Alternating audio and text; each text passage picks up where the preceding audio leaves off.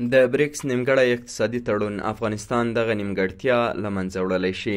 د باختر اطلاعاتي اژانس مبصر تر همدې عنوان لاندې په کړې تبصره کې ویلي بریکس یو اقتصادي تړون دی چې د لومړي ځل لپاره په 2009 زیږدیز کال کې د برازیل، روسیې، هندوستان او چین له لوري رامنځته شو او یو کال وروسته سویلي افریقا هم دغه تړون ته ورګډه شوه. دغه تړون لومړیو کې یوازې بریک نومیده، خو کله چې سویلي افریقا ورسره یو ځای شوه نو نوم یې بریکس ته بدل شو.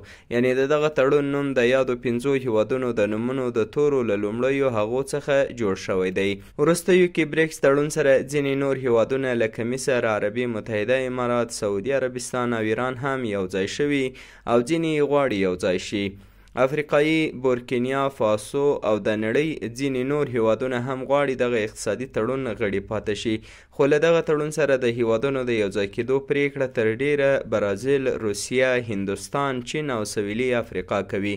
مبصر زیاته کړې د افغانستان اسلامي امارت هم له دغه تړون سره د یوځای کېدو لپاره لیوالتیا ښودلې او غواړي په نړۍ او سیمه کې د بریکس تړون یو مهم غړی واوسي.